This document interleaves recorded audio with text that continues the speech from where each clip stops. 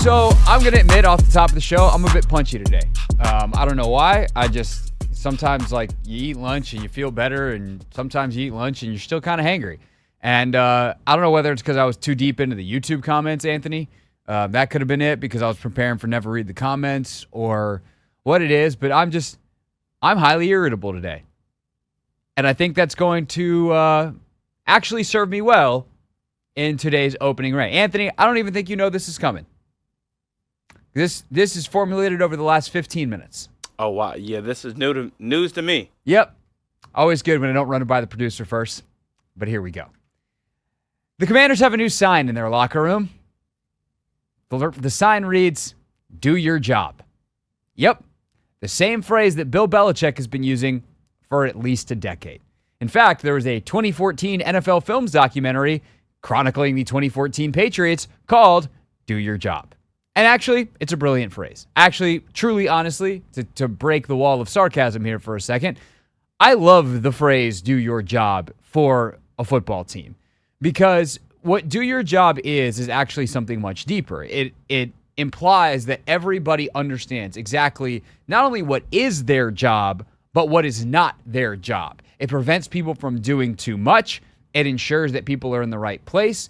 And if, for instance, your job as a defensive lineman is to be in the A gap, it says be in the bleeping A gap.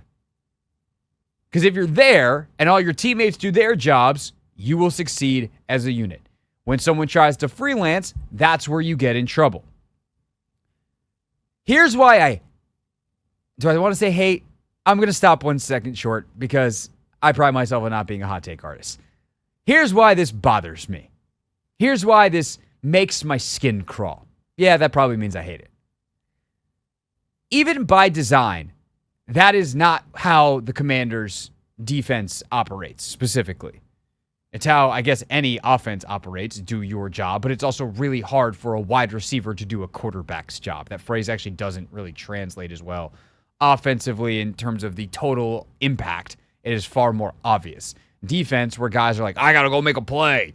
That's where it gets in trouble. But here's the thing. Within the framework of the Commanders' defense, there is room for guys to go make a play. And what your job is constantly changing.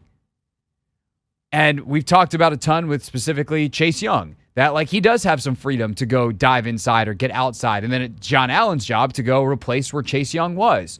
And that may or may not be communicated before the snap. It might happen during. And like, your job isn't as simple as go get the quarterback. It's like, hey, make sure that you have rush lane integrity as all four of you possibly freelance your rush lane.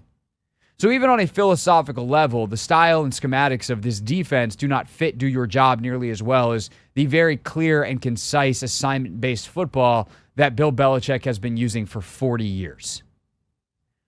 But more so than that, which I'm sure Jack and Ron would probably push back on some level, and I'm sure Belichick's defense has evolved over time to have a little bit more freedom for certain players and blah, blah, blah. So I'm not even going to get caught up in that fight. What I am going to get caught up is this. The reason it works for Belichick is he has, for years, been one of the best teachers in the sport. Both on a technique standpoint level and on a schematic level. Every single person on his unit, his defensive unit specifically, understands not only what their job is, but why that is their job. There's a deeper, hey, we need you to be here because the guy next to you is doing this. I do not think that is happening here. And I have long said one of the biggest issues I have with the staffs under Rivera is I do not think they are very good teachers. And that you see that in the lack of player development. You see that in the lack of success. You see that in the consistency of the mistakes. Where if this player just understood that his job was to do thing X because reason Y, he would never make the mistake that he makes.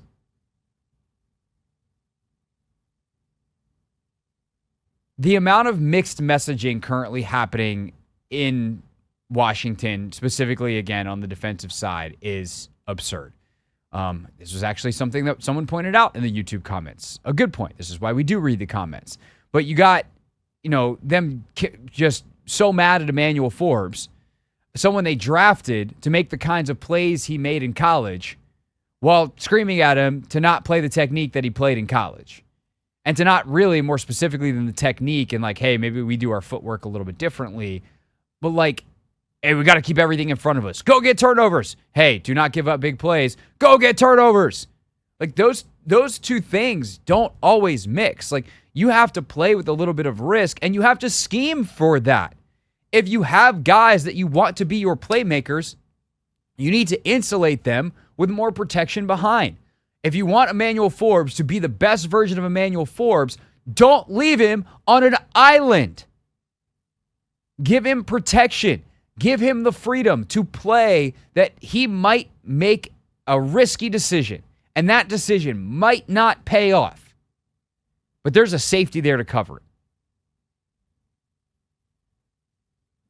Put him in situations to succeed and clearly define what his job is, what the person who, hey man, we're letting Emmanuel cook. Your job is to be there just in case. You got to have that as a part of your defense, a part of your philosophy. This is also my complaint with the defensive line. And I will admit, this is on some level with the benefit of hindsight. But having seen this play out, stylistically and schematically, with what they want their front to do, the investment in all four of these guys was a terrible roster decision. Not that any of the four individuals they have up front aren't excellent football players that any team in the NFL wouldn't want. Chase, Duron, John, Montez, they all together are some bad dudes. And by bad dudes, I mean great football players. But you need some guys that are there for support and some guys that are there to go make plays. And if John Allen is reduced to a guy who is making or is just a recovery player for Chase Young, then you don't need to pay him what you're paying him. You could have paid someone else a lot less money for that. And that's how you become mediocre, is you take good players and you misuse them. You don't develop talent at the rate that you should. You waste talent in that way. And because you have talent, you're going to win some games. But because you waste it, you're never going to be great. Belichick has made his career on being adaptable. That's the genius of Belichick, right? What's Bill Belichick's defense? It's been a 3-4 at times. It's been a 4-3 at times. They have constantly shape-shifted when they've been in their peak powers. Right now, they're about the opposite of that, having lost 34-0 this weekend and another 30-point loss the week before. But Belichick at his heyday, every week they just figured out what the offense did, and they were like, okay, what are they good at? Let's stop that. What are they weak at? Let's beg them to do that. Hey, you can't run the ball? We're going to play super light boxes and dare you to try. You're awesome running the ball. We are going to bring heavy personnel, run blitzes. We are going to force you to pass the ball because we know you don't want to.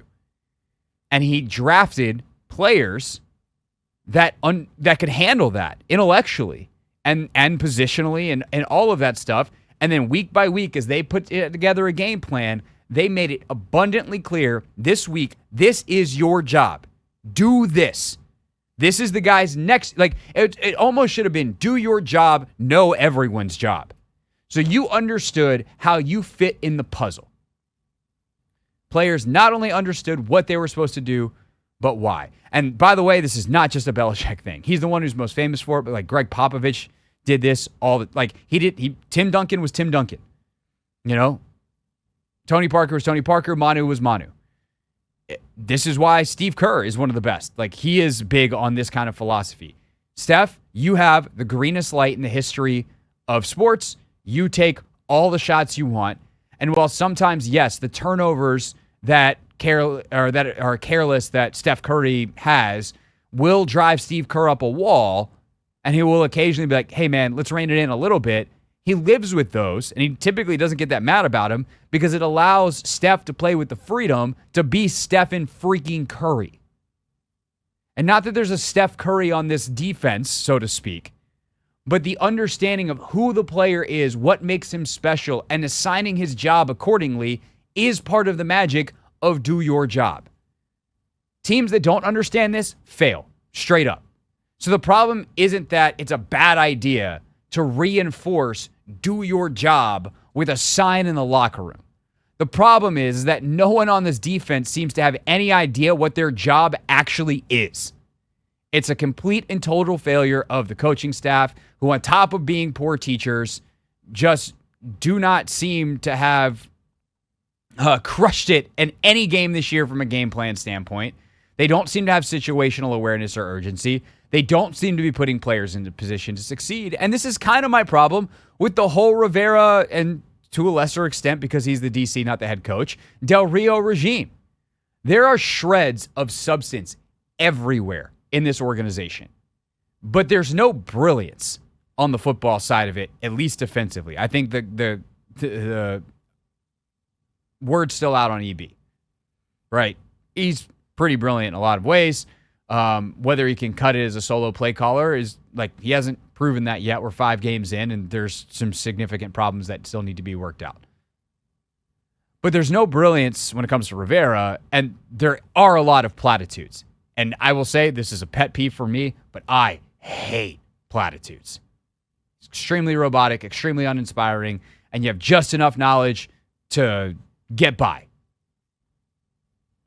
So I've been pretty clear about how making moves now isn't actually the best move for the franchise, and I'm not going to go back on that. This isn't a rant that ends in, and that's why you've got to fire Ron Rivera yesterday. But let's be perfectly clear, if I haven't already, that this absolutely should be the last year of this. It cannot continue. And even if they turn this season around, which very much could happen, but will not happen because of a sign in the locker room, this type of season will happen on an endless loop as long as these people are in charge.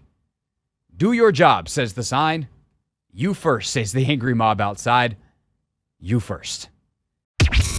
What's up, kiddos? It's your boy Clinton Yates from ESPN. It's the Hoffman Show on the Team 980. Tell your mama I said what's up.